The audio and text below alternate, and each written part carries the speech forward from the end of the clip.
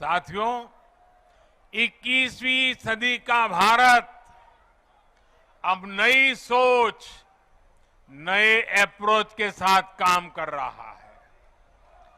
पहले की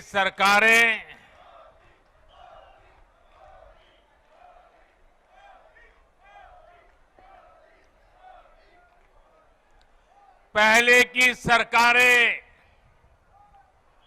तुष्टीकरण में ही इतना व्यस्त रही कि देशवासियों के संतुष्टीकरण पर उनका ध्यान ही नहीं गया। वे वोट बैंक के तुष्टीकरण में जुटे हुए थे। हम देशवासियों के संतुष्टीकरण में समर्पित है।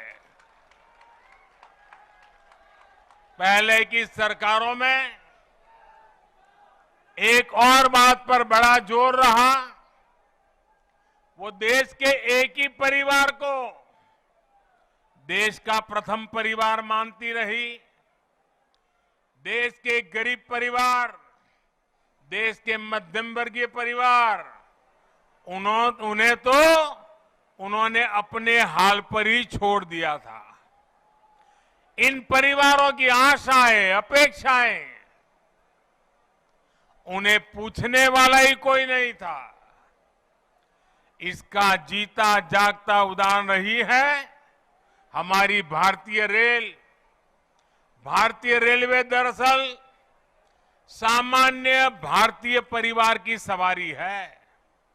माता, पिता, बच्चे, दादा, दादी, नाना, नानी, सबको इकट्ठे जाना हो तो दशकों से लोगों का सबसे बड़ा साधन रेल रही है।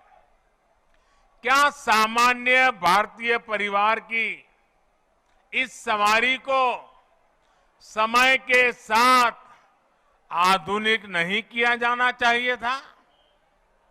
क्या रेलवे को ऐसे ही बदहाल छोड़ देना सही था? साथियों, आजादी के बाद भारत को एक बनाया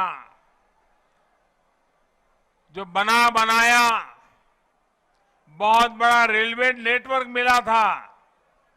तब की सरकारें चाहती तो बहुत तेजी से रेलवे को आधुनिक बना सकती थी, लेकिन राजनीतिक स्वार्थ के लिए, लोक लुभावन वादों के लिए रेलवे के विकास को ही बलि चढ़ा दिया गया। हाल तो ये थी कि आजादी के इतने दशकों बाद भी हमारे नॉर्थ ईस्ट के राज्य ट्रेन से नहीं जुड़े थे। साल 2014 में जब आपने मुझे सेवा का अवसर दिया तो मैंने तय किया कि अब ऐसा नहीं होगा। अब रेलवे का कायाकल्प होके रहेगा। बीते 9 वर्षों में हमारा ये निरंतर प्रयास रहा है कि भारतीय रेल दुनिया का श्रेष्ठ रेल नेटवर्क कैसे बने। साल 2014 से पहले भारतीय रेल को लेकर क्या क्या खबरें आती थी, ये आप भली भांति जानते हैं।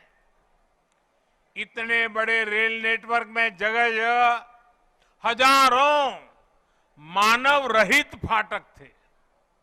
वहां से अक्सर दुर्घटनाओं की खबरें आती थी।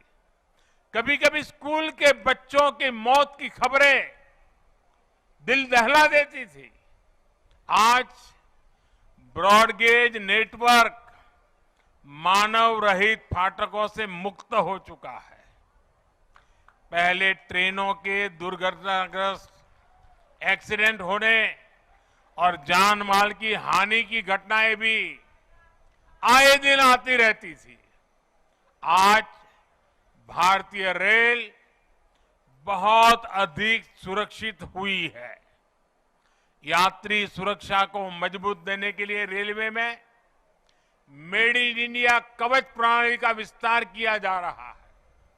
साथियों, सुरक्षा सिर्फ हादसों से ही नहीं है, बल्कि अब सफर के दौरान भी अगर किसी यात्री को शिकायत होती है तो त्वरित कार्रवाई की जाती है। इमरजेंसी की स्थिति में भी बहुत कम समय में सहायता उपलब्ध कराई जाती है। ऐसी व्यवस्था का सबसे अधिक लाभ हमारी बहनों बेटियों को हुआ है। पहले साफ सफाई की शिकायतें भी बहुत कम आती थी। रेलवे स्टेशनों पर थोड़ी देर रुकना भी सजा जैसा लगता था। ऊपर से ट्रेनें कई कई घंटे लेट चला करती थी। आज साफ सफाई भी बेहतर और ट्रेनों के लेट होने की शिकायतें भी निरंतर कम हो रही है। पहले तो स्थिति ये थी, लोगों ने शिकायत करना ही बंद कर दिया था, कोई सुनने वाला ही नहीं था। आपको याद होगा, पहले टिकटों की कालाबाजारी तो शिकायतों में सामान्य बात थी।